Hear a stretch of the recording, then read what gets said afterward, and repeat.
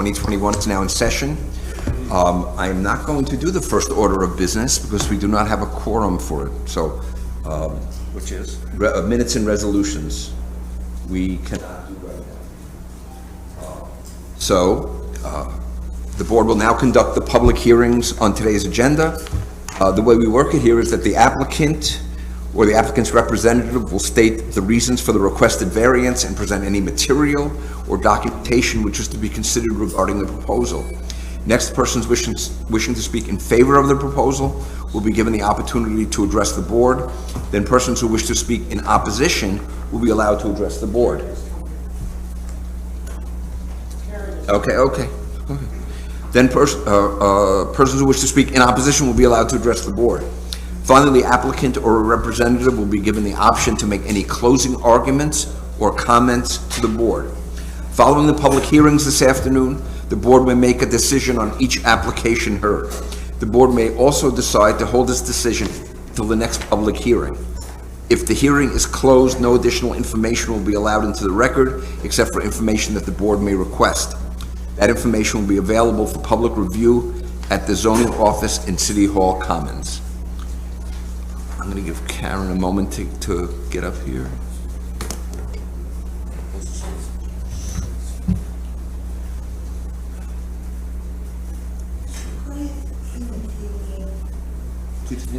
Okay, fine. Then staff will now introduce the first application.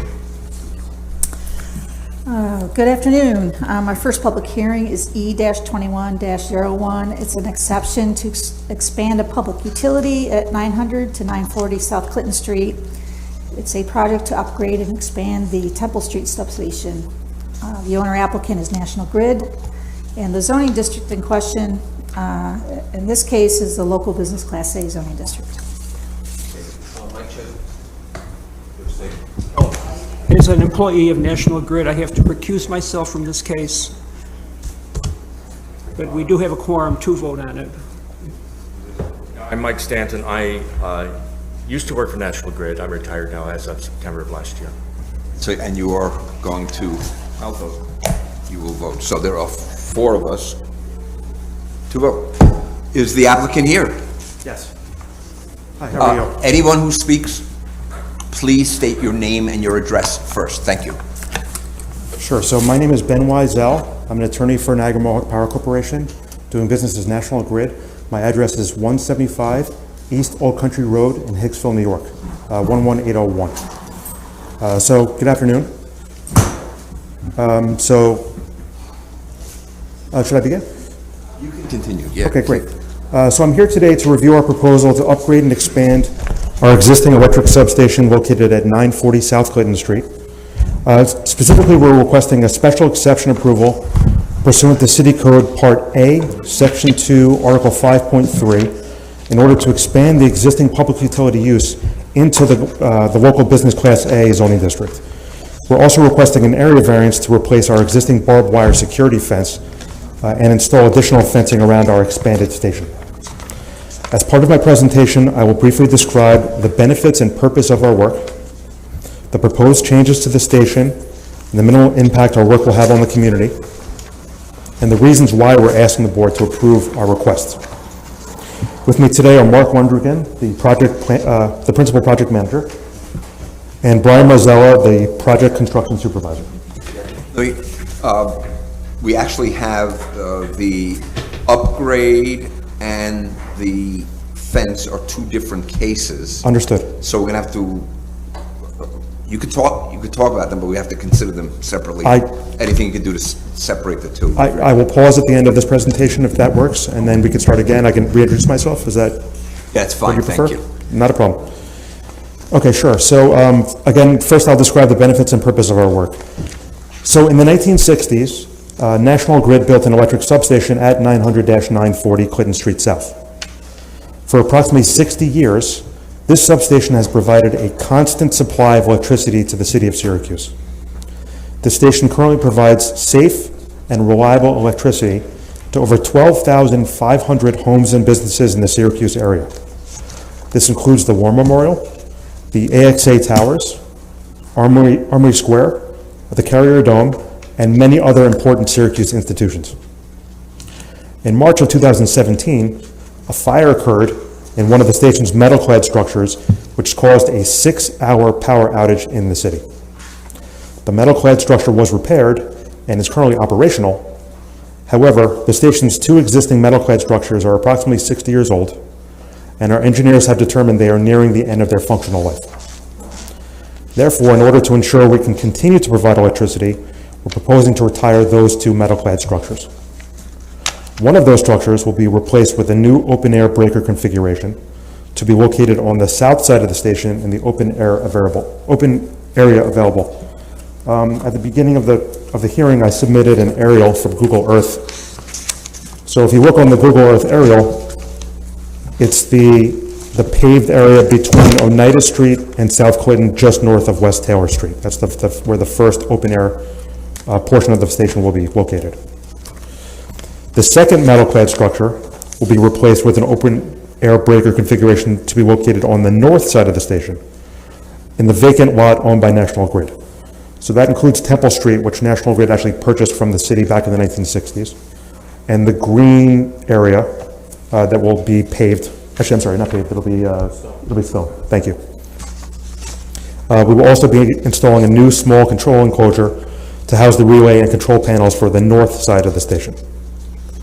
There are several benefits of this new design.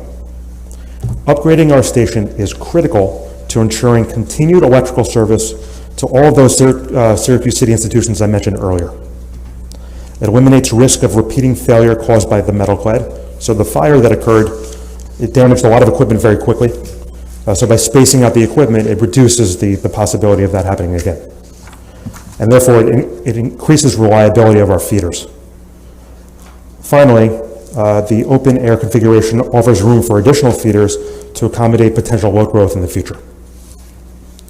According to City Code Part A, Section 2, Article 5.3 G3, this board may permit the erection and use of a building or the use of premises in any district by a public service corporation for public utility purposes if the board finds that such use is reasonably necessary for the public convenience or welfare and that it will not substantially interfere with the use or character of surrounding property.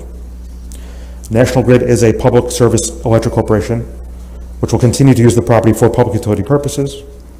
For all the reasons I just stated, we hope that you agree that our proposed work is reasonably necessary for the public convenience and welfare. In addition, we believe our work will not substantially interfere with the use or character of surrounding property. As stated earlier, our station has been in operation for approximately 60 years, and the surrounding neighborhood is industrial and commercial in nature. The parcels located to the west, the south, and the east of our property are all located within the city's industrial A zoning district. They include a towing company, a pharmaceutical company, parking lots, and other warehouse uses. To the north of our property, it is zoned business, but it is a parking lot. Regarding yard requirements in the local business A district, it appears that the minimum front yard setback for buildings is 10 feet. Our closest control enclosure will be approximately 34 feet from the front lot line in full compliance with this requirement. And the minimum side yard setback is 4 feet, and the control enclosure will be over 100 feet to the northern side lot line in full compliance. Finally, our proposed lot coverage is only approximately 8.3%, which is well below the 35% threshold. For all these reasons, we respectfully request that you approve our special exception request. We'd be happy to answer any of your questions, myself or the engineer or the project manager. Questions? Could I ask what the potential impact would be if we don't approve your variance request? Sure. So, Brian, would you like to answer that question? Sure. Going to step up? Yes, please state your name and address. Sure. So, Brian Marzella, I'm the operations manager for substations. I live actually in the city, 325 Roosevelt Avenue, Syracuse, New York, up near Berry Park. So, yeah. So what happens if this doesn't get approved? So we have an aging asset. We're 60 years old. That I think it was originally built by GE, and as that asset ages, it's susceptible to leaks, failures, and material problems. So if something were to fail, we actually struggle to find materials to replace it. And as things age, and that just kind of affects our reliability. So if this weren't to get approved, we would have to find a way to try to build an exact replica in place. We wouldn't really be able to keep what we have running for much longer. And I'll say this, just due to the complexity of the feeders that exit this substation and the fact that part of the customer services out of this substation are a network. Networks are very complex, so trying to build that in place again in the same exact spot, logistically, probably nearly impossible, so. So there's going to be an 8-foot fence with barbed wire. That's unusual in the city. Could you tell us what would happen if somebody were able to get into the facility? What are the potential impacts? Of course. Yeah, so as mentioned, so just to clarify, are we stopping, so that we are, Leach Oh, I'm does- sorry, that's the other- Yeah, yeah, that's the just other no- case. So, you want to hold your? Yeah, I'll hold my I'd question. be more than happy to answer that question. Yeah. It's just if anyone has any other We'll- questions. We'll hold it for now. Sure. Other questions? Could someone please explain to me what an exception is? Sure, so a public utility can be expanded with an exception up to 50 feet within that zoning district. That doesn't allow it. And what's the main difference between this one and the one that exists? Sure, so the metal clad structure currently, there are two of them, are located within enclosed spaces. We're going to be essentially taking the equipment that's in those two enclosed spaces, replacing it with new equipment, and putting it outside in a slightly larger space, so it's spaced out. Again, the benefit of that is that it increases reliability tremendously. So you have a line going all the way up to Temple Street or past Temple Street. Can you explain what's going on in that little line? Is that just a transmission line in there? So we're not proposing any work in that line, right? Are we? So the survey shows, so I believe you're referring to, so we have a substation that ends right there, and then we have like a right-of-way that extends up to the north. Correct. That right away, we're not doing any work. Yeah. We're stopping at the park. Are there any National Grid facilities in there now? There's likely an underground oil cable, 115 cable coming from Ash Street, which is the substation on the north side. Oh, sorry. That's likely the right of way for a 115 kV underground line that goes up to Ash Street, which is up near Franklin Square. Okay, thank you. Can I just ask one question, Steve? This equipment is going to replace equipment that's older and antiquated. Am I correct in that assumption? Correct. And second, in replacing the old and antiquated equipment, this equipment is going to be able to provide better services to all of the businesses that are surrounding that area. Correct. And any new business that might come online. Yes. Because I know Syracuse Community Health Center at one time was looking to expand their center. So, are my assumptions correct? Yeah, we will have increased capacity out of this new build. That's what I thought. Okay. Other questions from the board? I just want to clarify my answer to your previous question. So if you look on page 1 under waivers, we note exceptions, and so number 3, if you read that in your deliberation, you should utilize that as part of your decision-making. It's page 11. Just get the whole.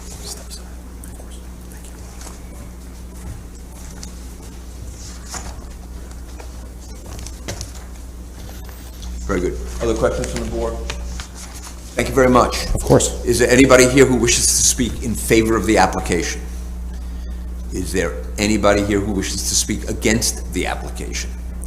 Hearing none, we'll go to the next case, and you might as well stick around. Sure.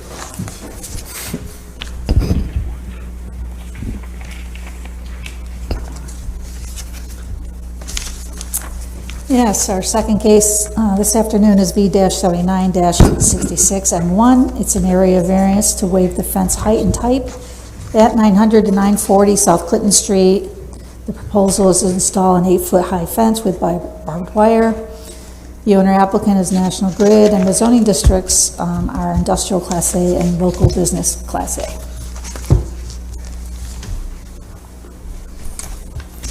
Thank you. So again, my name is Ben Wiesel, 175 East Old Country Road, National Grid. Of course. So, so National Grid is proposing a new fence to surround the expanded station that we just mentioned in the previous application. The fence will be 8 foot tall, topped with 1 foot of barbed wire. We're respectfully asking the board to grant a variance from City Code Part C, Section 1, Article 6.4B, which states that barbed wire or electrical screening devices shall not be used. Exception to this prohibition shall apply to properties zoned Industrial A and B, which are located farther than 500 feet from property zoned residential or used for residential purposes. So we are seeking a variance because our property is located less than 500 feet from property zoned residential. So if you look at the aerial that I provided, just north of Temple Street to the east of the railroad tracks, just to the north, there's a building that's affiliated with the SUNY Upstate Medical University, located at 650 South Salina Street. That's actually zoned Residence B. I'm not sure if it's actually used for residences, but it's zoned Residence B. In addition, our property is located less than 500 feet from a few houses, which are actually located in the Industrial A zoning district, surprisingly, that are located just southwest of the corner of West Taylor Street and Oneida Street. I believe there are 3 homes along the western side of Oneida Street. So typically under New York State law, applicants for area variances must meet a 5-part test. As the board may be aware, it's well established under New York State case law that public utilities are entitled to a deferential standard when applying for an area variance. The New York State Court of Appeals established that when a public utility seeks a variance, it must demonstrate that the variance is required to render safe and adequate service, and that the requested variance will have the least intrusive impact upon the community among the available alternatives. So the court further stated that where the intrusion or burden on the community is minimal, the showing required by the utility should be correspondingly reduced. So in this case, we have an unmanned electric substation that provides power to over 12,500 homes and businesses in the city, including all the institutions that I mentioned before. The substation must be constantly operational so that it can supply these homes and businesses with a constant flow of electricity to meet their minute-by-minute energy needs. If the flow of electricity was stopped, even for a few minutes, everyone knows the type of impact this has on a home or business. Some obvious examples include food spoilage, loss of air conditioning, loss of lighting, and an inability to make emergency phone calls. If a member of the public were to enter the substation, this would be a problem for 2 reasons. First, it's possible that the station operations could be impacted, which could cause an outage to our customers in the city. In addition, that person's life would be in immediate danger due to the possibility of coming into contact with electrical equipment that is charged with 115,000 volts of electricity. So obviously throughout the city we have electric lines. Those electric lines are on the top of utility poles for a reason, for the safety of the public. The station, as I mentioned before, the station is unmanned, and the barbed wire security fence is the most effective deterrent to potential trespassers on a 24/7 basis. This is why National Grid proposes this type of fence at all of its electric substations in New York and Massachusetts. It is National Grid's expert opinion that the proposed barbed wire fence is the best way to ensure that members of the public never enter our station and never put station operations or their lives at risk. In this case, we hope that you agree that National Grid's application meets the 2-part variance test for public utilities because upgrading our station is critical to maintaining electric service to over 12,500 homes and businesses in the city. The proposed security fence expansion is the least intrusive means to protect and ensure that service with minimal to no negative impact on the community. And in addition, I actually found out this morning, there are 3 properties nearby that already have barbed wire fence. So the property directly to the south of ours on the opposite side of West Taylor Street, which is the American Towing property, has a barbed wire fence. I'd be happy to submit the photos. In addition, to the northwest of our property, I believe it's the Hanover, I might be saying that incorrectly, the pharmaceutical company, they also have a barbed wire fence. It's right here. Hanford, thank you. And then finally, the property that's located in the local business district directly to the north of ours, which is the parking lot, also has a barbed wire fence surrounding their property. So it fits in with in the character of the community. Also, we have had a barbed wire fence for many, many years. Never received any complaints from the public. So I understand your question about the concern about having barbed wire fence in the city, but clearly there's precedent for the barbed wire fence in this neighborhood. And I'm more than happy to answer any questions about this as well. Is there any history of people trying to hop not only this area, but, Yes. within your service area? Yeah, so we have, unfortunately, we have had people hop over the fence a number of times. The times that I'm aware of, we have a station in Oswego, and near the SUNY Oswego campus, there was a college student who became inebriated, climbed over the fence, and was wandering for a while and was found. Obviously, that unbeknownst to them, their lives were in absolute danger. Number two, we've had in DeWitt, we had people break into our station and try to steal copper. And unfortunately, another station, 2 people actually perished. 2 people died because they thought that the power was off. They were trying to steal copper. They touched the cables and they died. Lots of signs, big signs? Absolutely. Screaming signs? Yes. So on the outside of the station, there are signs that show voltage, that shows lightning bolts for that exact reason. It's a very important, it's a critical site. It needs to be close to a city because it needs to be close to the load. But clearly we need to secure it from both a operation standpoint and from a safety standpoint. Thank you. Other questions? And I'll submit copies of these photos into the record. Okay. Anything else? Anybody wish to speak in favor of the application? Is there anybody who wants to speak against the application? Hearing none, we will move on to the next. Okay, thank you.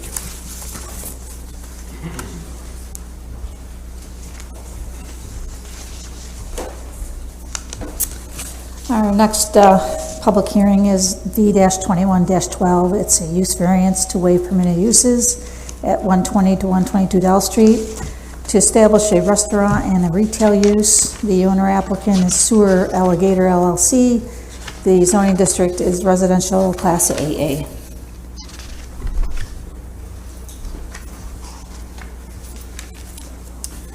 I'm William Pitcher of Pitcher Architect, 124 Fiegel Avenue, Syracuse, New York, representing the owner.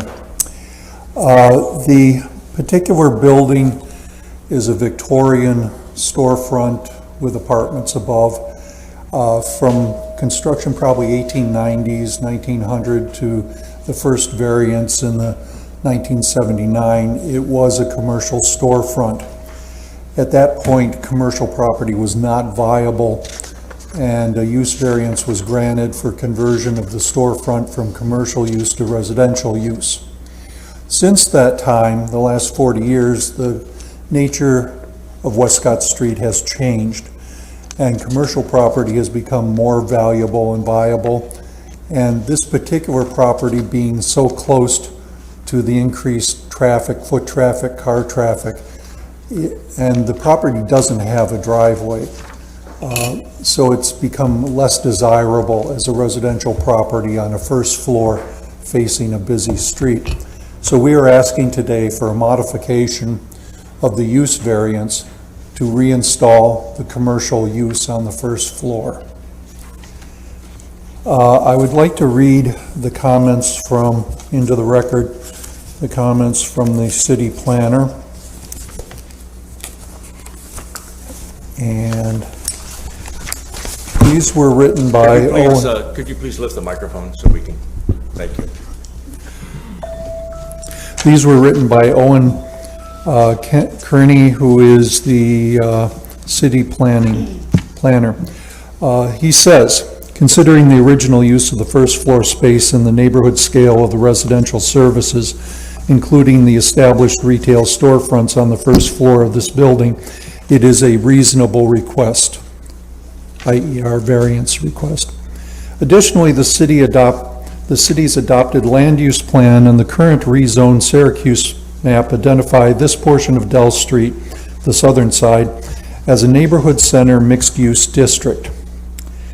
This proposal is consistent with the historic use and form of the building and the future use of this portion of Dell Street. It'll complement the adjacent restaurant, which is in use directly next door. Finally, he says, finally, I encourage ZBA members to consider the testimony of area residents, and in the absence of substantive adverse implications on the surrounding area, ask the board to allow the retail cafe uses which appear to be returned to the building's original form and use. That's the end of his statement. As said, this is a residential property, so the use variance is necessary for the commercial function to be reinserted into the property.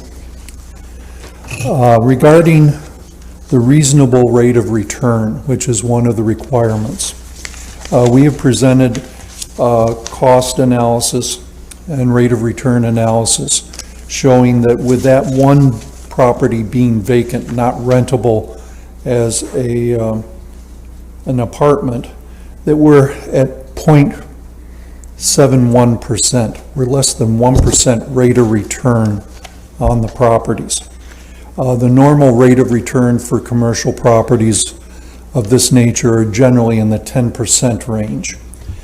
In addition, having a vacant property also increases the cost of the utilities and the maintenance of the property because the tenants are no longer paying for the utilities in the vacant space. So there is an increased cost due to the vacancy. Basically, we might get in, we don't know what the return is going to be on the commercial space, so we don't know what the rate of return will actually be. But we can say at this point in time, without the use variance, the property really isn't profitable very much, less than 1% profit. The unique circumstances, I think we've gone through that, that it was originally a commercial property, then became the apartment, and now we wish to go back to the commercial property. The neighborhood character, the building and the houses along South Dell Street and along the north side of Dell Street are all Victorian houses and all of the same period and style. So returning to the commercial, and actually the storefront still exists. When the apartment was put in, the exterior of the building was never changed. That 1979 storefront is what is the current storefront, which will remain. So we're not changing the appearance of the building by putting the commercial back into it. The exterior appearance is continuous from previous time. We are asking for a change to be able to put awnings and signage on it, and that is in there. That's shown, and the signage is minimal for the two spaces. Regarding self-created hardship, no, this is really a change in economic viability of the property over time. It's really caused by market forces rather than actions of the owner. That pretty much, I think, covers things, and I will turn it over to the building owner, unless you have questions. Okay. How old is the building? Well, like, when was it built? I would say it's Victorian style, so I would say it's probably 1890 to 1900 is when it was constructed. So,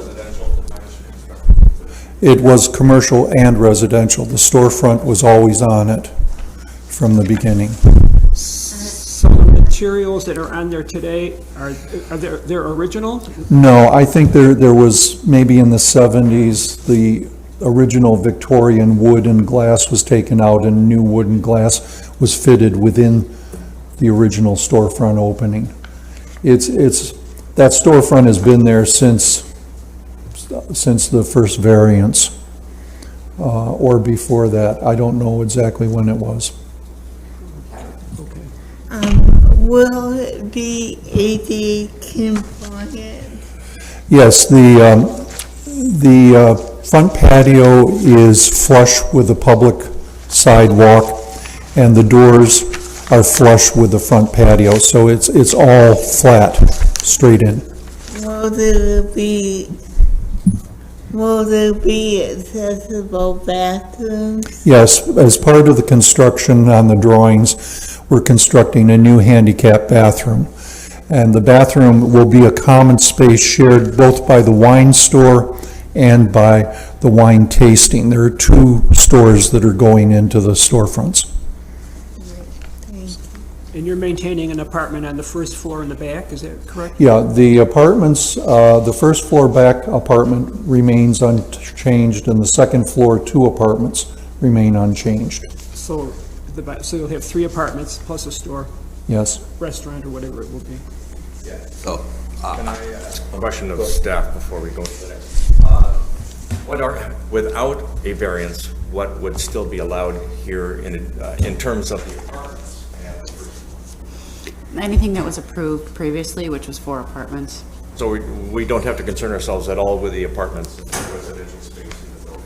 Well, they are taking away one, They're and taking replacing away it one. with, so. The other question is usually with a restaurant, there's a requirement for parking. Is that in play here? You will have to consider that as part of this as well. So what would the parking requirement be that we? Well, it's under a special permit, it's 1 space for every 300 square feet, but the applicant should probably provide information with respect to how much they need, and then you can deliberate and see what is available, and then make your decision accordingly. Yes, regarding the parking, if you look at the property survey, you'll see that there is no available width in the parking lot for on-street parking. I mean, you could take the front courtyard area and put cars between the storefront and the public sidewalk, but that is frowned upon by the planners. So basically, we're asking for waiver of the parking requirements due to the constraints of the site. What's the status of the large parking lot at the back that used to be the Big M grocery store parking lot? I'll let the owner talk to you, but I think he rents some spaces there. I'm not sure. I'll leave that question to him. and will, Mr. Roth going to speak? Is he going to describe, I'd like to hear about the plan for the... They're going to talk about the business. store. Okay. Thank you.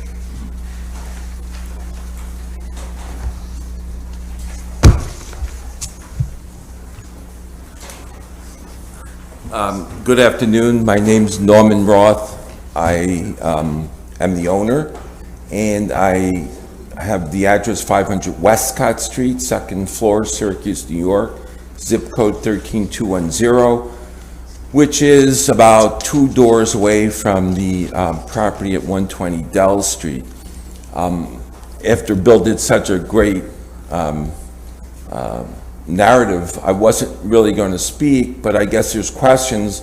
I just want to say that the history of the building, there were actually 2 buildings that were built by the Brang brothers. I purchased both buildings, this one directly from the Brang estate. I am the second owner of 120 Dell Street. It was built as commercial. It was a grocery store. The building on the exterior is, as far as I know, has never been changed. It is exactly the way it was built. And it was built with a little butcher shop and a little grocery store. And Mr. Brang ran it himself. And like I say, I bought it directly from the estate. The Brangs owned it from when they came from Austria. And I bought it, I believe, in the late 70s. At that time, there was a candy store operating, and the candy store promptly filed bankruptcy right after I purchased it, and I was left with a storefront that I tried to rent. There was no users for that, so I applied for a use variance. The situation today, again, Bill has explained, it's not suitable for residential. It's first floor. The street has a lot of business, a lot of pedestrian use. It's completely changed in the last 10 or 15 years, I think for the better. Again, if we look at the comprehensive plan for the city of Syracuse, which I believe includes all of Dell Street even side for mixed use MX2. I think we're going to see that is probably the best use for that type of street. I heard it raised, Bill raised the issue about residents, what the residents think. I have two affidavits with me I'm going to hand out to each member of the board. One from a person that lived most recently, signed the lease and lived at 120 Dell Street and just found it impossible to live there for a whole slew of reasons that he sets out: noise, congestion, people constantly thinking it's actually a restaurant or bar and walking in.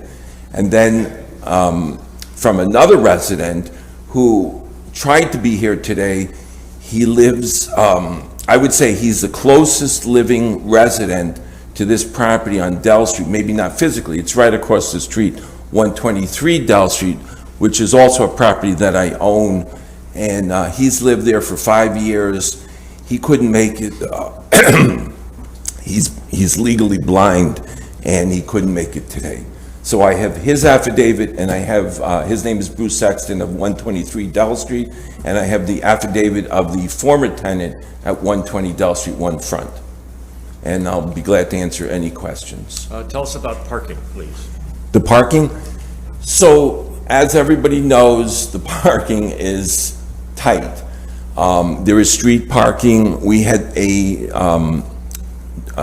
study done by a parking engineer out of Chittenango, and I would be glad to submit that. I did not bring it with me, who claims, he's done a study and he claims there's sufficient street parking. So let me answer what we own and control. We have the parking lot at 500 Westcott Street that's used by Rise and Shine Diner and also University Hill Realty. University Hill Realty is only open up until 5 p.m. weekdays, never on weekends. At 126 Dell Street, we also have a parking lot that is typically used by two restaurants, both St. Urban and Stout Beard Brewing. At the, Mr. Stanton, at the parking lot that you questioned, the 719 South Beach Street, which is the former Big M supermarket, we do not own that parking lot. However, we have a use easement for that entire parking lot to be used by our patrons. So that would be available, to my knowledge. It is typically heavily filled during the day. We have a specific use for 2 restaurants for breakfast and lunch, for 6 parking places there that are reserved. But other than that, it's completely available. And then let me remind you, as far as I know, there's still the parking lot, the public parking lot on Harvard and Westcott Street, owned by RJ Management, who I asked to be here today and speak in favor of this proposal. At the last minute, he had to cancel. He had some emergency come up. I don't think he's here today. But that is another parking lot of approximately 50 parking places. And that would be available to patrons? That's correct, absolutely. And the St. Urban parking spots would also be available to this new restaurant? They would be, and I'm going to be very honest, they are often full, but yes, they would be. So What's going in there? What are the hours? How much traffic would you anticipate? I'm going to let the operator speak to that. Okay. I don't have his final plan on that. Yeah, okay. Okay? But he'll answer his hours of operation, which obviously will... That's fine. That's Okay. absolutely fine. Any other questions for Mr. Roth? Okay, I'm going to hand out the 2 affidavits.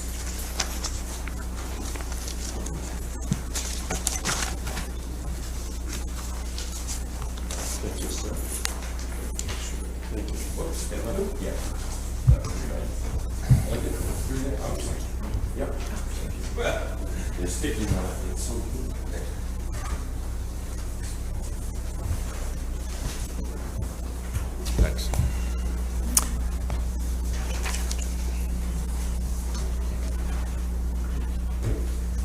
Should I start? Sure. I am Jared Ian Safford Hill. I own and run St. Urban Restaurant, which is at 124 Dell Street.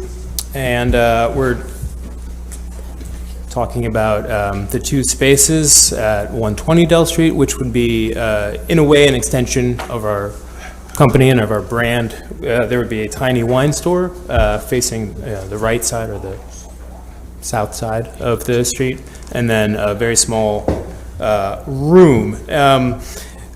Kind of calling it a restaurant, but it's not really a restaurant of its own. It's essentially an extension of St. Urban. So it's basically a private dining room for patrons of St. Urban. So it doesn't have like its own corporation or anything. So you would just you would reserve, dinner for 10 through St. Urban, and then we would put it on in that room. So we'd be doing parties up to about 16 for, just a family get together, a wine dinner, special seasonal dinners, things like that.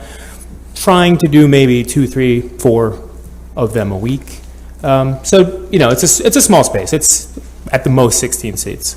But it's a party space for St. Urban. Essentially, yeah. And A banquet facility. right, that better word, yeah. Will there be a kitchen there?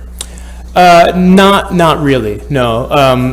There will be a place to stage plates and heat things through again, like an off-premise catering would have. But all the food will be prepared at the restaurant proper and then assembled on site in the moment. So in the winter, you'll be going out the door and in the door again? Well, earlier in the day, we would have components made that would be assembled in the party room, but the actual cooking, the sauce making, all that stuff would be done in the restaurant. We won't be bringing it through in the moment. What are your hours? We'd probably have dinners around, not before 6, 7, 8. 7 days? Yeah. What about wine tasting? Is that a separate endeavor? Well, there would be wine tastings of various natures in this space. That could be, in a prepaid kind of event or, invitation kind of things. And then the space next door is a wine store. So we could, Is that a liquor store per se, or just a wine store? wine store, they're two separate licenses. We wouldn't be selling any spirits. We would just be selling boutique wines that the restaurant's known for. I can't think of any other wine stores in Syracuse, are there? There's no wine stores in Syracuse, no. So you're moving to the space above St. Urban eventually? Eventually, those tenants, they committed to leave and then decided not to. So I believe they have just over a year on their lease, and from what I understand, their lease will not be renewed. So in a year or so, year and a half or so, we should have something kind of like a Italian-themed, kind of casual, kind of wine bar-y kind of concept upstairs. That's another. And that facility will have its own kitchen? Yeah, that'll be a full-fledged restaurant. So the beer place is going, is that what you're saying? Yeah. Other questions? So going back to the wine store, is this Yeah. open to the public or Yeah, only to the open to the restaurant? public, yep. Only to the people that come to the No, open to the public. The wine store is, but the other thing is kind of a private. Yeah. By appointment sort of thing, yeah. Yep. Anything else? Anything else? Thank you very much. You're welcome. Is there anybody here who wishes to speak in favor of the application?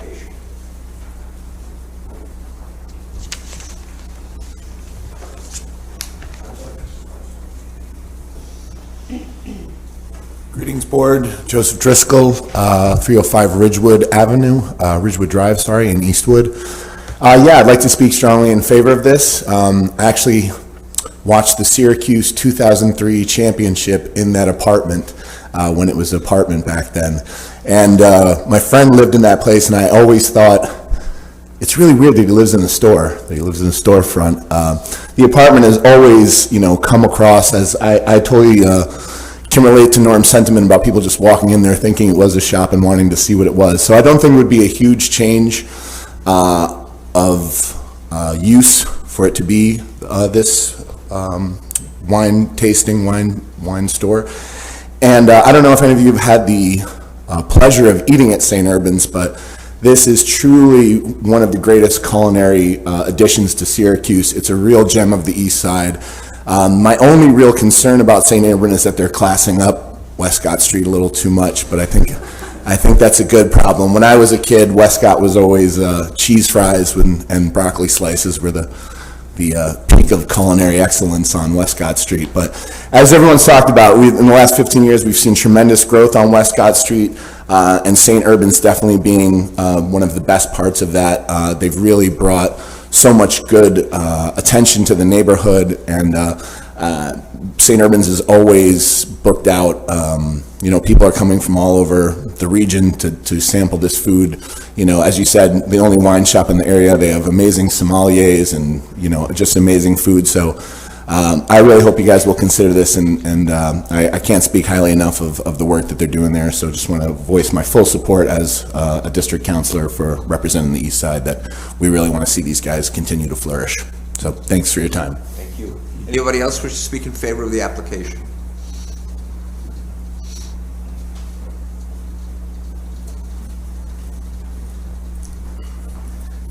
Good afternoon. My name is Adam Williams. I own Recess Coffee and Cure Deli in the Westcott neighborhood, 110 Harvard Place.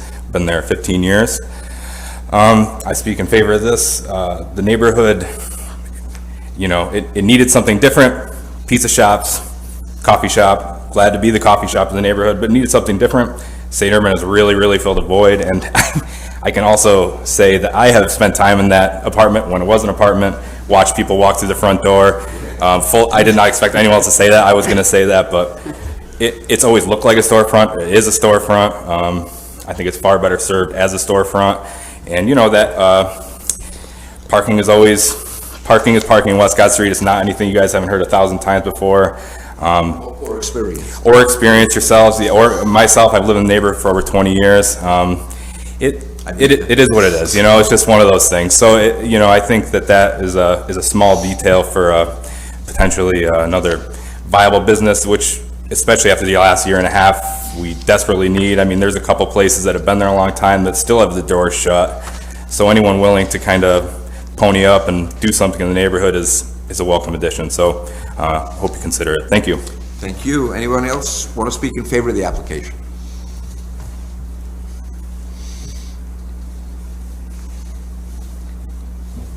Has to come down, right? Yeah.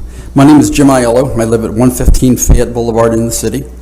I've always lived within walking or biking distance of the Westcott Street Business District. I came up here in 1968 from Pittsburgh, and I've seen that neighborhood change dramatically over the years. The only change that I never liked was the XXX Theater that took over for the Westcott Theater for a while. But anyway, I am a patron of St. Urban. It is a sophisticated restaurant, something that, there's a tremendous diversity of restaurants in the city of Syracuse, but this sort of adds a higher level. And I believe that allowing an event space for 16 folks to have wine tasting dinner, or a wine store where you can get high-end wines. I still patronize the liquor store around the corner, but not for the $200-300 bottle of wine that I occasionally get. So anyway, I think this will make a tremendous addition to the Westcott Street area and to the dining experience of people like myself who really enjoy dropping in occasionally. So thank you, please. Thank you. Yep. Anyone else wish to speak in favor of the application? Anybody wish to speak? I have a statement for someone who couldn't make it. Well, you could just give it to, Okay. you don't have to read it, we'll take a look at it. Okay? Anybody wish to speak against the application?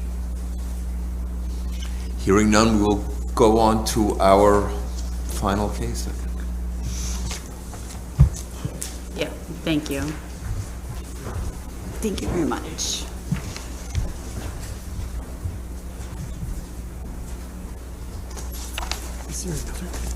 Okay, our next public hearing is for V-13-10M1. It's a use variance to waive permitted uses at a property at 1107 Bellevue Avenue to expand a hospitality house. The owner applicant is, the owner is Most Holy Rosary Church. The applicant is Joseph House. And the zoning district is residential class AA.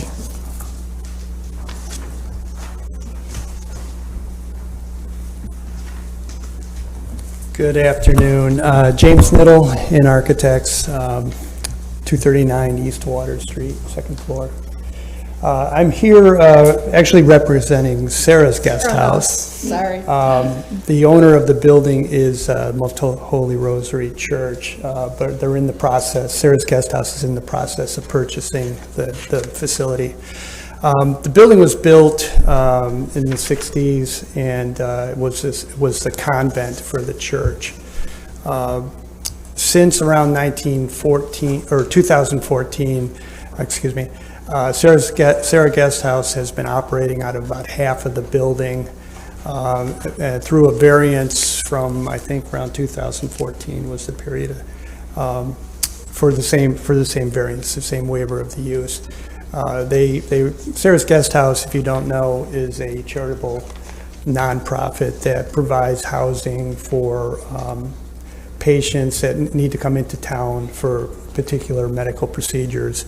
They provide free housing for them on a temporary basis, so it's a very worthwhile organization.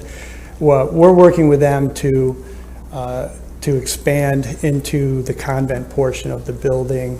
There's just a couple nuns there now, and the church has agreed that it's time to sell the building to Sarah's Guest House and let them expand into that.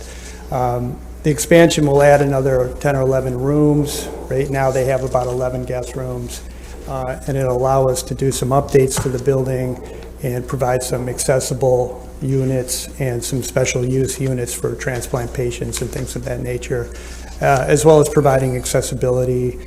And we're going to add an elevator into the building and provide some, do a better job with the entrance as far as accessibility. So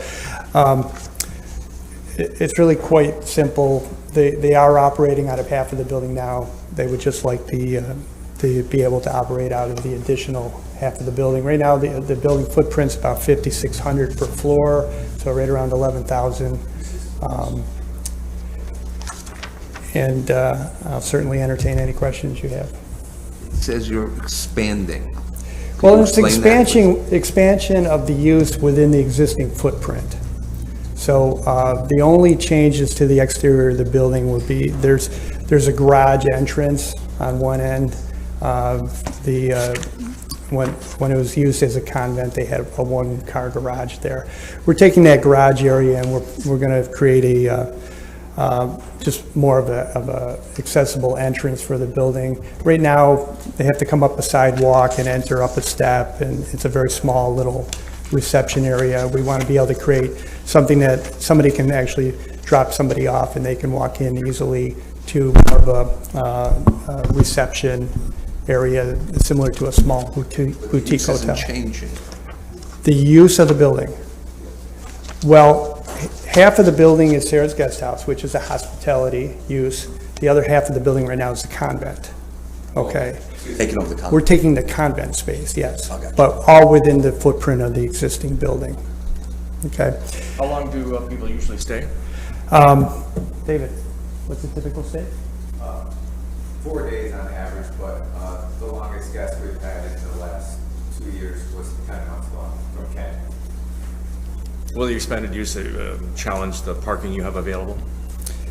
Right now, there's about 15 parking spots. There's on-street parking, and they have agreements with the church to use their parking as needed, which is rarely done, and the parking lot is rarely full. If David, I don't want to misspeak here, but a lot of people are dropped off, or they come from the airport, or they come from the hospital through other transportation. Are you housing patients or their families? It's patients and a spouse mostly. So a patient who, for example, needs to have treatments but doesn't need to stay in the hospital? Doesn't need to stay in the hospital, but they need to come into the Syracuse area for a number of days. So typically it would be a patient and a spouse, or a patient and a friend, or a caregiver. How do people find out about Sarah Guest House? I would have to have David. Come on up. David Haas is the director of Sarah's Guest House. I'll let him introduce himself and his address thing. Okay. As he said, I'm David Haas. I'm the executive director of serves Guest House. I live at 345 Clover Ridge Drive in Eastwood. How people hear about the Guest House is from the hospital. So we partner with them, with their caseworkers, with their social workers. So when an individual comes to town and they are told, you know, you're going to have to stay for a long time, there is an option in town at the Guest House. Give them a call. They can get your room.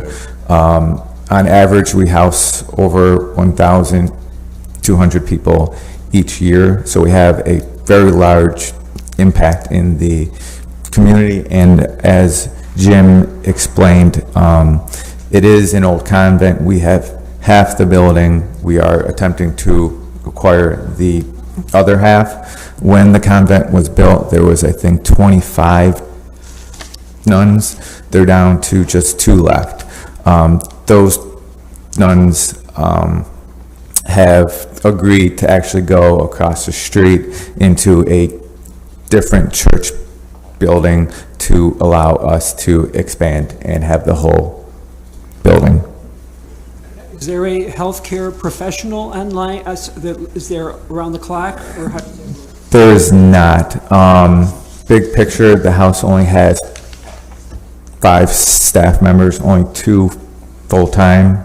We operate with about 125 volunteers, and there is volunteers at the house in the evening hours, but they are not healthcare professionals. Anybody who stays at the house has to be independent or has to come with an individual who is going to assist or take care of them.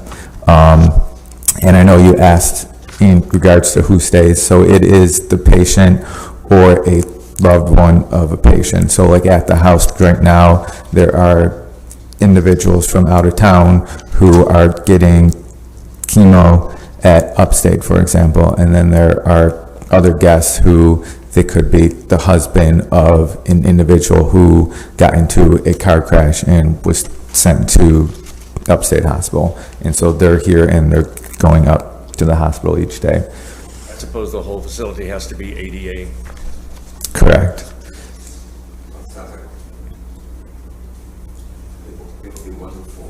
Yeah, and that's a big part of our expansion plan, is to provide more, a greater level of accessibility. The convent, when it was built, was not accessible at those times. People weren't really providing for that.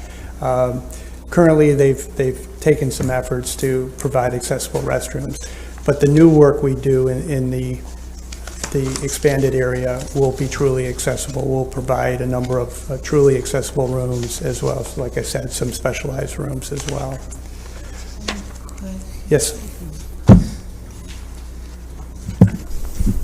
When you say you're bringing the restroom to ADA,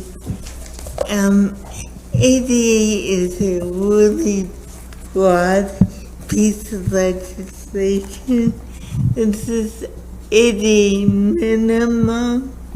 I understand that, and I did not say ADA. I said accessible. So I understand. Now we're going to a great extent to provide some rooms that are truly accessible for the patients. Again, we all know that there's ADA, there's ICC, and then there's truly rooms that are user-friendly. There is, I'll just bring up, there was one zoning comment regarding there was an existing drive for the garage, and then there's a drive for the parking lot. And there was a zoning comment about only having, from the traffic individual, about having just one curb cut. But there was a variance that was approved back in 2014 to have the 2. And we'd very much like to keep the driveway there, because that's going to be our point of, somebody can actually drive up and truly walk right directly into the facility from there. As a drop-off, there won't be anybody parking there, but it'll be a drop-off spot. So, How wide will the driveway be? Right now, it's a standard 12-foot driveway that's there, yeah. And it exists. We just don't want to lose it because it is useful. We say nothing about it in our resolution, is it kept or what? You have to address it in some way. It's from the transportation planner. And it doesn't impact any. Isn't that a two-car garage, though? According even to the picture. Yeah, but nowadays you wouldn't get 2 cars in there, so. Any other questions from the board? And maybe I misspoke. Maybe it is a little bit wider. But you would keep it to 12 feet? We're going to keep it what it is. We don't want to change it. And again, so at 12 feet, if we were doing an accessible parking spot, I'd have a 9-foot spot and I'd have another 8'6" loading zone there. So that's more than 12 feet. So what's there now would truly allow us to have a van pull in and have an accessible loading area. So I'd hate to lose any of the width, and I'm sorry if I misspoke. If you look at page 124, Mr. Niddle submitted an aerial photograph, and you can see the additional driveway area there. Between little numbers 6 and 7. Yeah.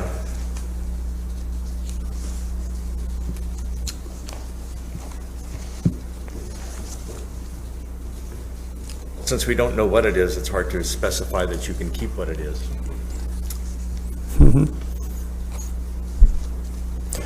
Well, if you... Foot driveway. Sorry? 15 feet? 15 feet. Wide, you're saying? The curb cut is 15. It looks like the garage is on page 130, and that looks like a double wide. See. 130, 131, 132. So the wider driveway corresponds with the double wide.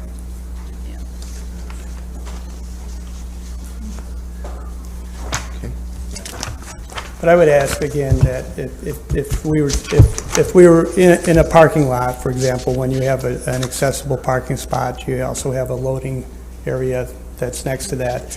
And the required parking spot plus the 8.5-foot loading area.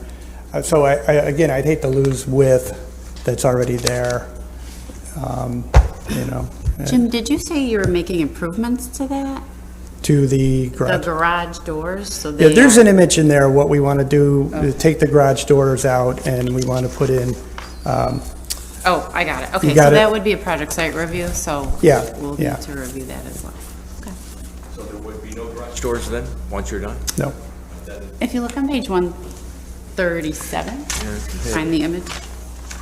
The driveway's allowed because there are garage doors. It's allowed to be wider because the garage doors are wider.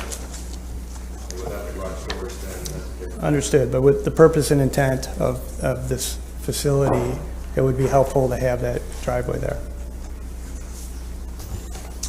What are you going to do with the garage? The garage becomes basically a reception area. Oh, so it's going to be enclosed as a... Oh, yeah, a room. yeah. Okay. There's an image in there. Got it, A yeah. new storefront in there. So essentially, right now, we're creating, the plan is to create a new reception area, so when somebody comes in, Right. they're greeted, they 137. check in. Right now, it's done in another part of the building, and it's a little tight and congested and not accessible. Other questions? Thank you very much. Thank you. Anybody wish to speak in favor of the application? Anybody wish to speak against the application? Hearing none, we have some new business. B1715, 728 East Genesee Street. Time extension request. Is anybody here about this?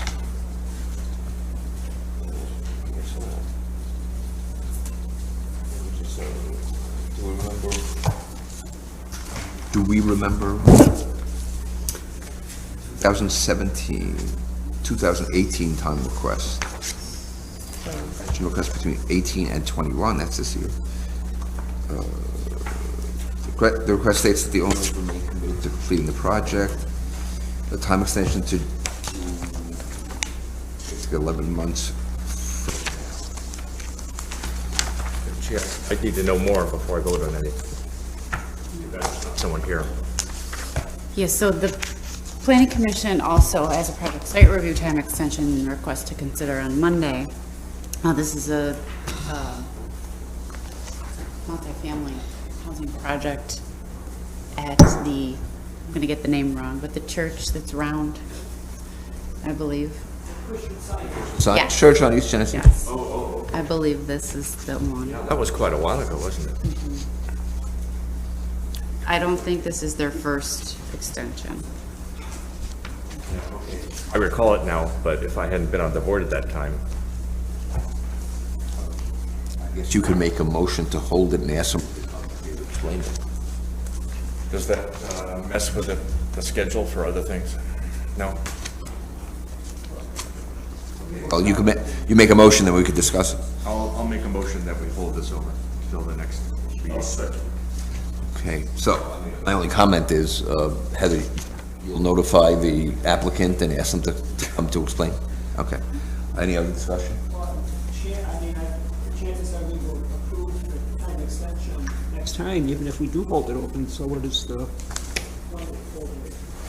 Well, I will not vote for it now. I mean, you can vote against that. I'm never quite agitated about time extensions, but. This is a discussion portion. Right, yes, right, no, that's fine. Yeah, I mean, I don't vehemently disagree with you, I just figure if they need some more time, give them some more time. Yes, Karen? I won't vote on it because I wasn't. Here in 2017? Yeah. Is that, I mean, it's fine, you can do what you want, but does she have to abstain from it? No. It's really considering, given the number of time extensions they have already requested, looking at the land uses in the area, and looking at the variance itself, seeing if it's appropriate to extend the time in which they have to complete the project. I mean, if we don't extend the time, what are they gonna do? I'll withdraw my motion if somebody wants to make another motion. Anybody want to make a motion to approve the time extension? On the other hand, I do think it would have been appropriate for the applicant to show up and make some kind of excuse not to.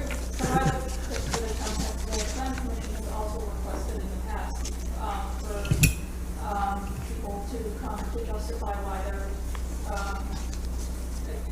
requesting a time extension. One reason that we have these time limitations and extensions is to consider things like the changing character of a neighborhood. You know, if somebody waits a good 20 years before they act on a variance, perhaps those elements are not seen. So And in a sense, it blocks anyone else from coming up with a plan for the project. What is the project? Is it apartment? yes. In the Christian Science building? What's the address was Genesee Street at? So we attached the variance. 28. Oh, it is East Genesee, so, yeah, it's a real, I mean, that's 5 years ago. We were here, you were here, right, yeah. Some of us were here. 191 units. It's a big project. I'd like to hear from them again. So you have to unwithdraw your motion.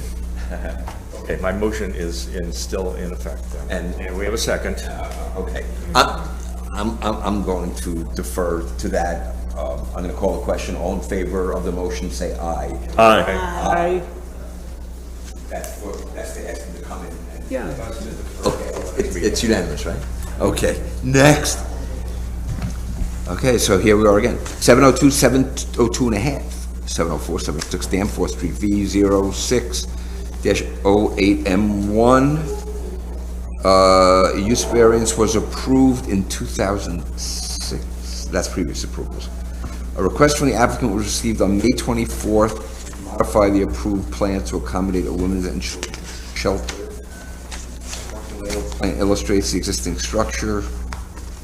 Is anybody here from that case? Okay. I would just say you come up and explain this to us. The floor plans had no longer illustrated dwelling unit on the second floor. Submitted a site permit. Okay. Yeah, it's tough for us to What year was think back. this? No, this is May 24th, 2021, where a request from the applicant was received to modify the floor plan on the 24th. I don't know when the case was. So in 2006, there was a variance to convert a convent to a dormitory setting for medical students and have a single-family dwelling inside for the owner. The Women's and Children's Center, our shelter, our home, moved in back in about 2013, and at the time, it was determined by the law department that it didn't require a use variance, that it would be akin to what had already been approved. And so that was never recorded with the BZA. It never came back to you. But meanwhile, the dwelling unit is no longer there. It's just all a shelter now. And they've applied to fix up their parking lot, which is essentially the same as it was when it was previously approved, but I think there's some changes in the number of parking spaces. I think 19 had been approved, and now there are 16. Well, based on, I'm looking, excuse me, I'm looking at some of the comments that create questions about trees should be replaced, applicants encouraged to incorporate planting, etc. I think we're in the same situation here. I'll make a motion to hold over. Is there a second? I'll second it. Yeah, I see in 2006, some guy named Mr. Koenig made the motion to approve, but That sounds about right. that's a long time ago. Just to let you know, I don't know that, I think the transportation planner might have misinterpreted the plans, because the parking lot is there, and they're not changing at all. There's gonna be no trees removed or grass areas to be removed. I think he was just a little unclear, but he did ask that some screening be installed, and that a bike rack be installed. So, To make it for medical students now, or? No, Sarah House pulled out, I mean, right? no, it's a shelter for women, pregnant women. It was St. Joseph's House, right? But they moved That's, to the convent on Court Street. no, that's what, this is Joseph's House for Women. Yeah, there's another, they have a second facility on Court Street, which is very, it confuses everybody. So it might be best that they come. Okay, right. there's a motion and a second to hold the case, so I'm gonna say all those in favor say aye. Aye. Okay, it's unanimous. The next item is a request to reschedule the Wednesday, September 15th meeting. We moved the original Thursday, September 16th, due to a Jewish holiday. And Wednesday, September 15th, these chambers are not available. So the next best day would be Tuesday, and we'd like you to consider that change in schedule. Day at 1 o'clock? Yes. What date is that? September 14th. Okay, yeah. Right now? Works for me. It's okay? Is there a motion to change that date? I'll make a motion, we change the calendar date to September 14 for our next, for the September meeting. All in favor, say aye. Aye. Oh, okay. We have the cases. I'm just going to go back to the original situation. I still don't think we can vote. Well, I think we, You can vote on Roman numeral 3. 3. So, the let me just say it right by having here, a resolution of the Board of Zoning Appeals that involves, the seeker, that we voted on, that the, LMP Lamar property at 910 Madison Street for the environmental impact statement, and this whole, it goes through everything we voted for and against, and in the end, there was just one, and that had to do with the historical impact.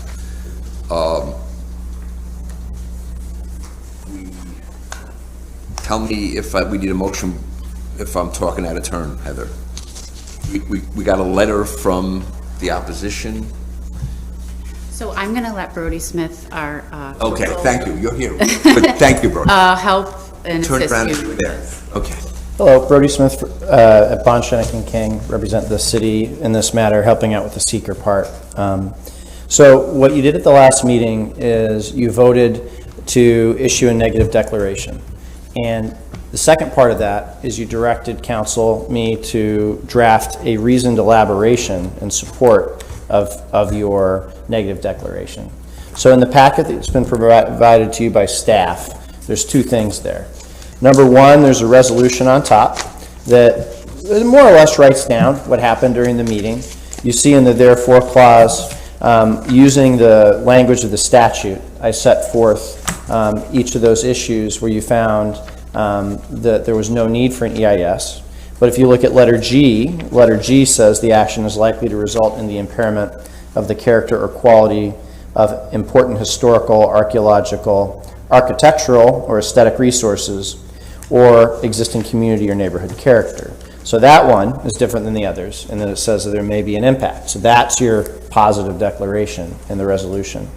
What the resolution also does is it adopts the reasoned elaboration, which is the document behind it, and it also directs me to publish notice of all this in the Environmental Notice Bulletin, which is a website maintained by the DEC. As you move to the second part of your packet, the document that says reasons supporting determination of significance, attachment to the full environmental assessment form part 3. These are the reasons that I wrote down as you were talking in the last meeting for finding a positive declaration on that one issue, on the archaeological resource issue. It also gives reasons that were stated by the board as to why you didn't issue a positive declaration on the other 17 questions. I also provided in this document the text from certain documents that was put up on the screen during our meeting that we read out loud and that the board analyzed. And also in bullet points, I summarized the comments that were provided by the community. So I won't read these documents to you out loud unless you want me to. I know you've had them for a while.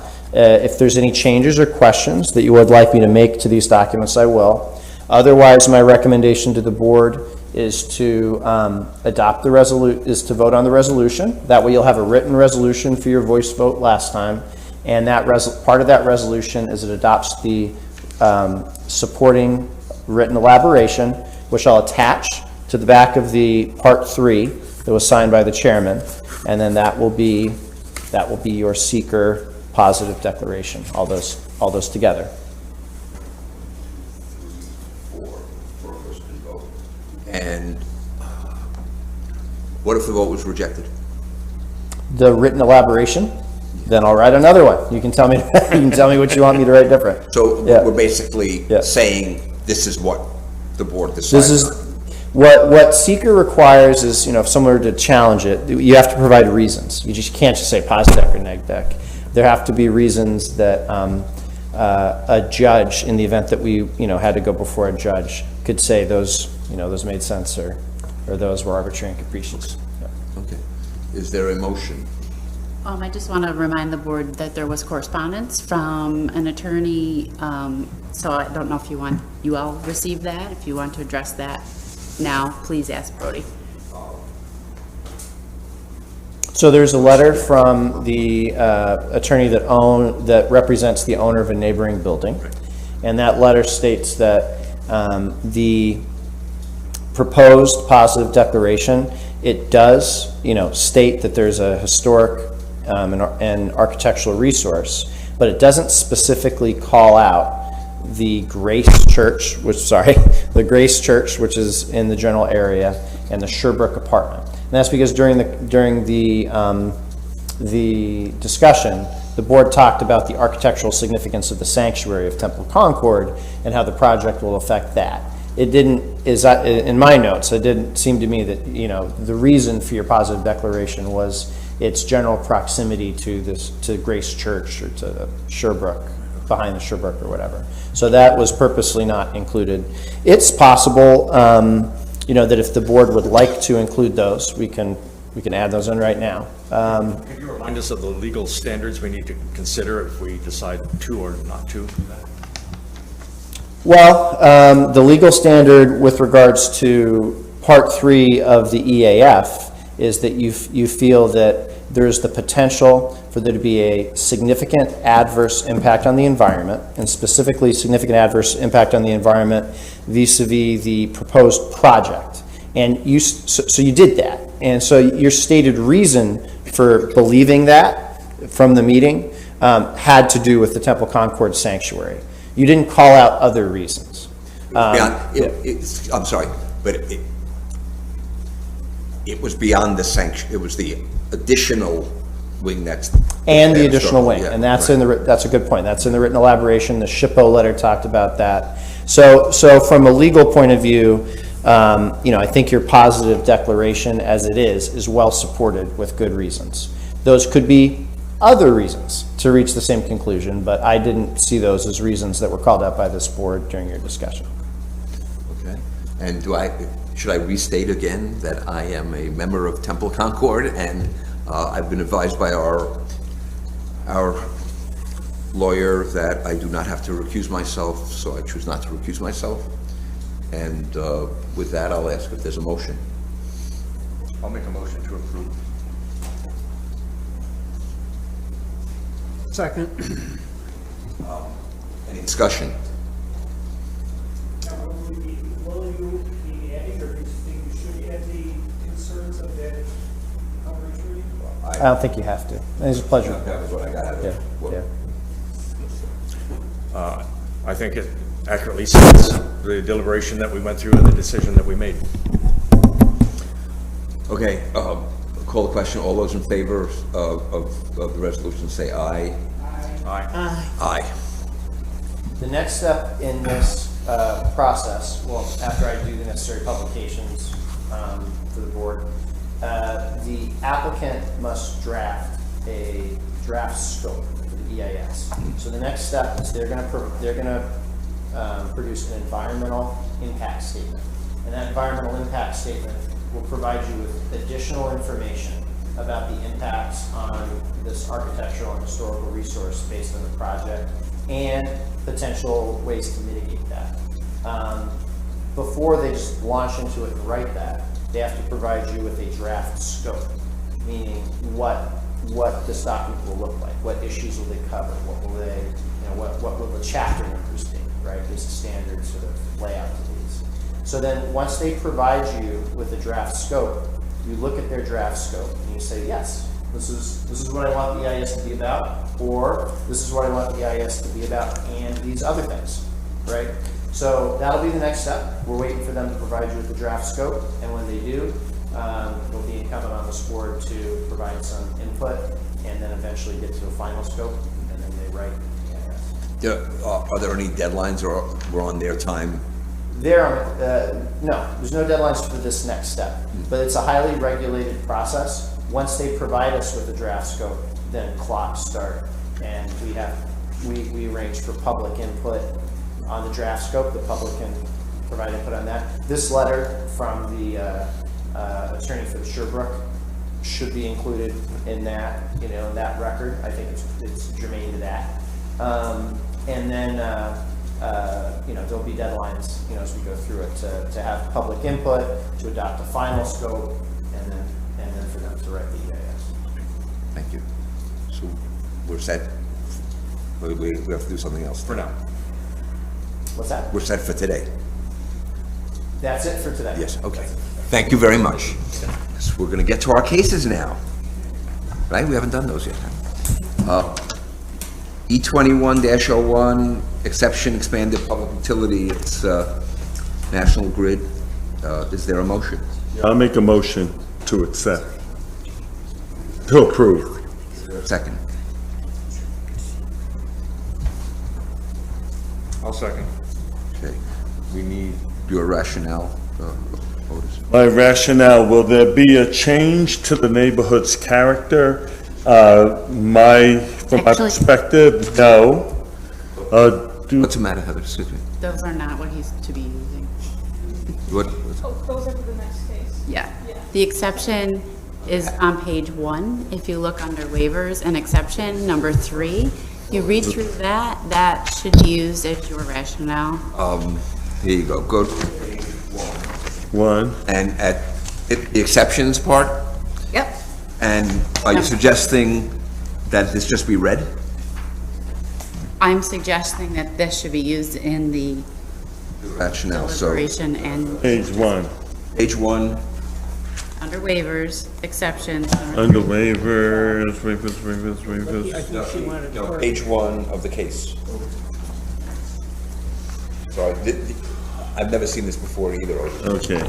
Don't feel bad. Is it exceptions? Yes. The Board of Zoning Appeals still have the power to grant exceptions? Okay. All right, so I have to read statement number 3? No, you have to find that your motion is, With what's, yes. Yeah. and there are no standards. Do a motion to conform with what they're saying here, that's all. As long as you need to read it. So we don't have the usual standards to consider. You should find these things in order to approve this request. What is my language, Heather? Help me out with that. Okay. The board may permit the erection and use of a building or the use of premise in any district by a public service corporation, which this is, for public utilities, which these are, purposes, if the board finds that. So this next part is what you have to consider in your deliberations. So you're looking at these findings. Is it public convenience or welfare? Will it not substantially interfere? These are basically the tests that you can use, but they happen to be in one paragraph. So you start, the board finds that it's reasonably necessary for the public convenience. Is it necessary? Is it necessary? Yes. Yes, okay. I got it. That's easy enough. Keep going. Okay. Next Okay. page. For the public convenience or welfare, and that it will not substantially interfere with the character of the surrounding property. No, it will not. Since it's a highly utilitarian environment and commercial area, I do not see it impacting whatsoever. No such building shall be permitted unless it meets the height and yard requirement of the use district in which it is located or to be located, and provided that the lot coverage is more than 35% provided. However, the electric power transmission lines, poles, and towers may exceed height limitations. I am very good with it. Thank you. Mike, you? I think it's covered. So we're going to vote on a positive recommendation. All those in favor of approving the variance, say aye. Aye. Aye. I abstain, one abstain. Yes, you abstain. You're aye, okay. So we have 4 ayes and 1 abstention, and it passes. You said aye? Yes. Okay, thank you. V79-066M1, so this is on the fence, and this is an area variance, That's correct. as opposed to an exception. Is there a motion? And this is the barbed wire fence. Yes, right. I make a motion to approve. Yeah. I'll second. Now I can Yeah. go through my thing here, okay. Will there be a change to the neighborhood's character? No. Once again, since it's a very heavily industrial, commercial area, so there will be no impact. Are there alternative solutions available so that a variance is not needed? The answer to that question from my perspective is no. And what is the magnitude of the variance being requested? The magnitude will have, I will say that the magnitude of the variance is one of safety. Having been or taught OSHA myself as a 10 and 30-hour person, we know that electrocution is one of the major issues, and I believe strongly that we do need the safety of that area. It's not the prettiest, but safety is the most important issue from my perspective. And we have seen in the past one too many accidents of people trying to pull copper wire and being electrocuted. So I strongly believe that we do need the barbed wire fence. And will there be adverse effects on the surrounding neighborhood if the variance is approved? And from my perspective, no, there will not be an adverse effect. If anything, once again, it would be one of safety.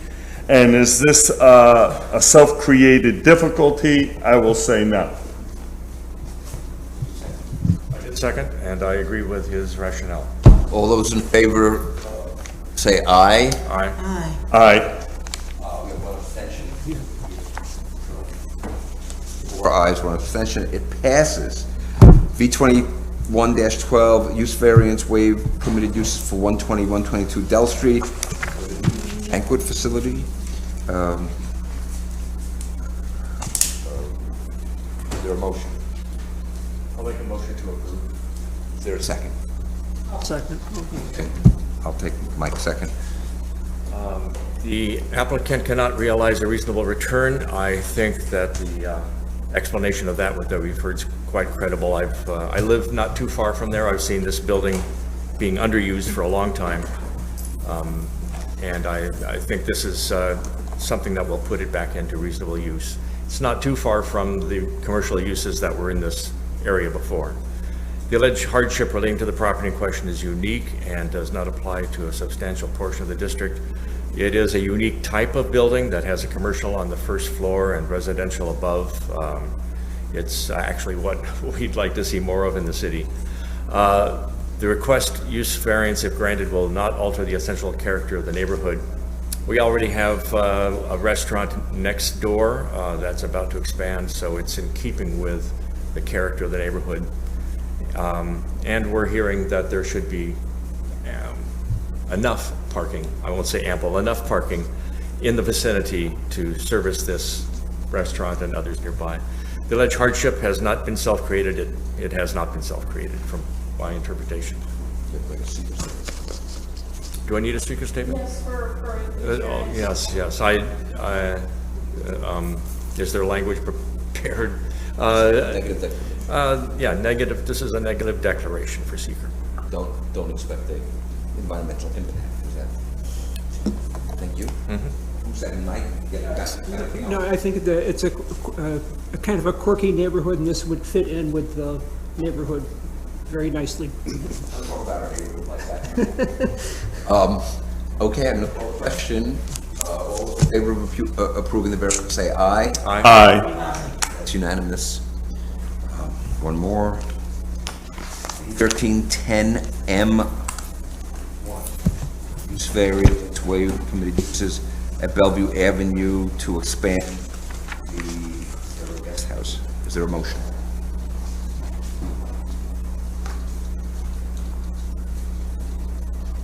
I'll make a motion, we approve. I'll second. Thank you. The applicant cannot realize a reasonable return. This is, since it's a nonprofit, it's kind of a moot point. And the alleged hardship relating to the property is unique. Well, they're not changing any parts of the exterior of the building other than the entryway, but the footprint of the building stays the same. Which will stay the way it is. The requested variance is not, like I say, will not alter the essential character of the neighborhood. It's a home for the nuns and now will be used as a guest house. And the alleged hardship is not self-created. It's just, it is not there is no more convent, and this is a good use for that building. And it's a negative seeker.